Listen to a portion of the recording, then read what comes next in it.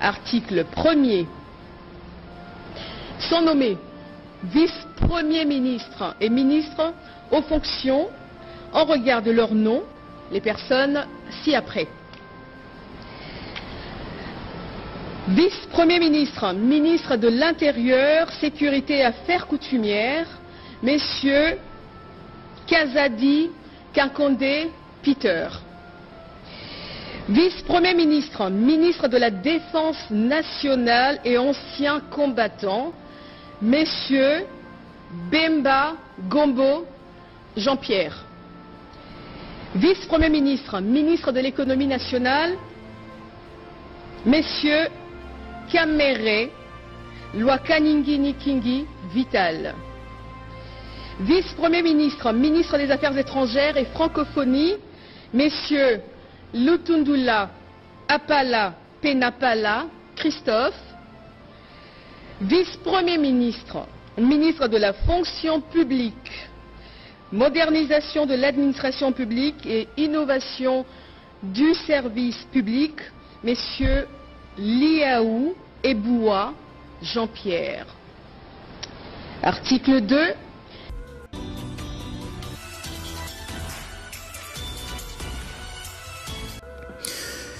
nk'uko rero watangiye ubikurikira, izo ni impinduka zikomeye cyane Perezida wa Repubulika Iharanira Demokarasi ya Kongo amaze gukora muri guverinoma.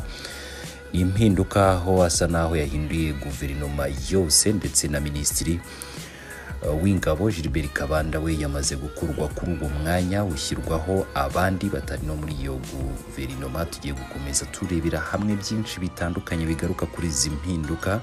Muhaye ikaze rero muri aya makuru yacu 5 kuri 5, nkanakwibutsa ko byoroshye cyane gukomeza kubana natwe no kureba hasi handitse subscribe. Muri iyi nkuru yacu ku buryo bwihariye tugiye kugaruka kuri izo mpinduka zose zakozwe na Perezida wa Repubulika Iharanira Demokarasi ya Kongo Felix Antoine Tshisekedi Tshilombo.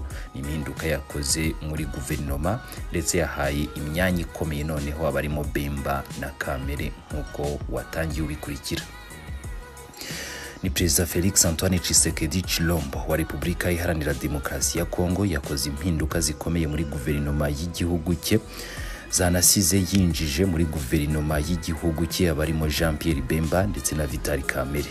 Ibyizi impinduka byatangajwe mu itangazo ryasohowe kuri radio na televiziyo by'igihugu cya Kongo RTNC mu ijoro ry'ejo kuwa 4 tariki ya 23 Werurwe rishyira kuri uyu wa 5 tariki ya 24 Werurwe 2023. Perezida wa Repubulika Iharanira Demokarasi ya Kongo ni mu minsi yashize ubwo yagiranaga inama n'abaminisitiri bagize guverinoma ye, ni ubwo yahoze ari guverinoma ye nyine kuko yamaze kuyihindura, yari yabamenyesheje ko hari bamwe mu bo azirukana mu mpinduka zikomeye cyane yateganyaga gukora muri guverinoma ye.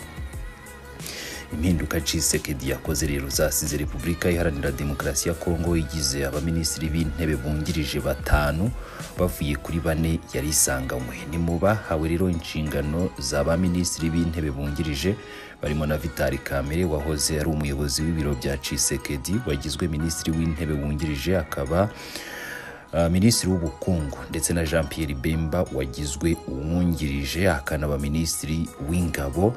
Uyu rero yasimbuye Gilbert Kabanda, muramwibuka cyane.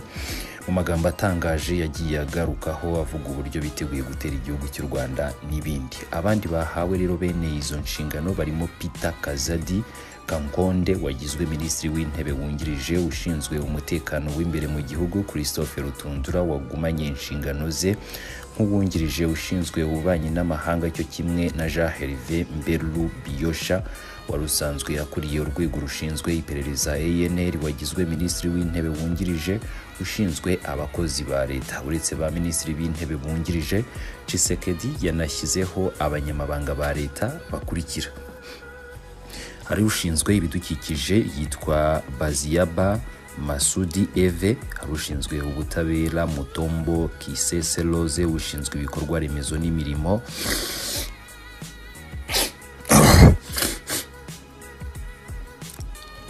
ushinzwe ibikorwa remezo n'imirimo rusange Alexis Gisaro, uyu yagumanye izi nshingano. Hari ukwishyira hamwe kw'akarere Mbusa Nyamuwisi ushinzwe ingengo y'imari, Boji Sangala Aime isanduku ya leta, ni Kayinda Adele ushinzwe igenamigambi, ni Tuluka Samwina Judith ushinzwe imiturire, ni Pius Mwalibu ushinzwe iterambere ry'icyaro, ni François Lubota.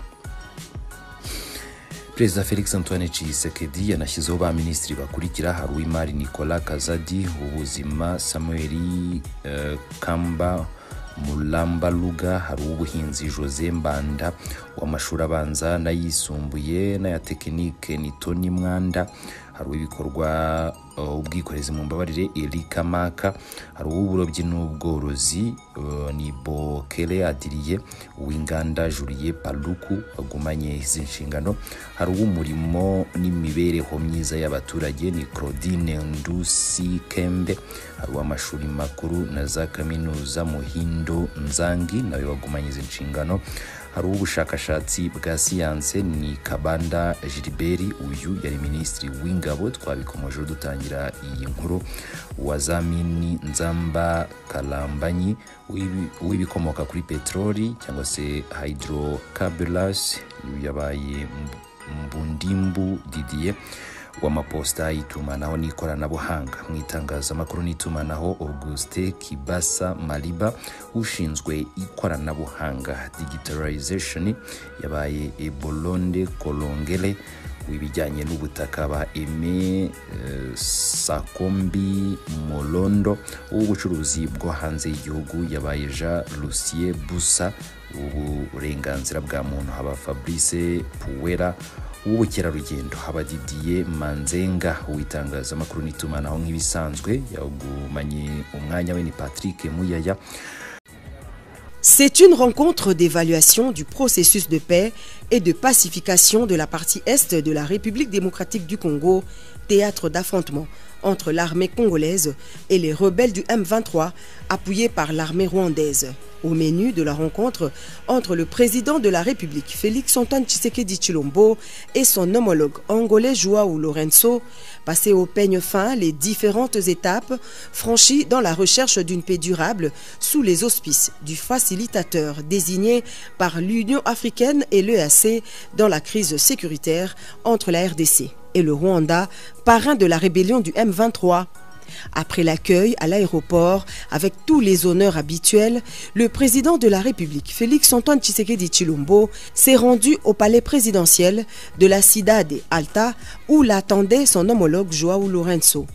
Il s'en est suivi un entretien à deux, hors projecteur, qui a duré plus de 2 heures. L'enjeu est de taille pour les deux chefs d'État, car dans sa démarche de recherche de la paix entre les deux parties et avec le souci de faire respecter le cessez-le-feu imposé à la rébellion du M23, le président Lourenço a sollicité le Parlement de son pays pour voter une résolution accordant l'envoi d'un contingent de 500 soldats à l'est de la RDC. L'arrivée du chef de l'État dans la capitale angolaise ce samedi 18 mars intervient dans une approche informative, le but étant également de recueillir tous les détails opérationnels de cette mission des soldats des forces armées angolaises dans l'est de la RDC. Vous savez que non seulement le processus de désengagement, de cessez-le-feu qui a été décidé par l'Union africaine, acceptée aussi par la communauté internationale, est en souffrance. En fait, l'Angola a un mandat renforcé de faire en sorte que les plans de paix Luanda-Nairobi, auxquels j'ai fait allusion, soient effectivement exécutés par les M23. Et donc, le Parlement angolais a avalisé cette initiative forte. Et certainement que le chef d'État devait en parler. Et je suis très certain qu'en tant que médiateur, le président Lourenço a le même type de contact avec d'autres chefs d'État concernés. Les entrevues entre les deux personnalités interviennent alors que les nouvelles du front renseignent que des rebelles terroristes du M23 se seraient retirés de plusieurs localités de l'Est et une relative accalmie s'observe sur le terrain. Ces quelques heures passées à Luanda auront suffi aux garants des institutions et commandant suprême des FARDC de s'imprégner des dispositions prises par le Parlement angolais, une preuve éloquente de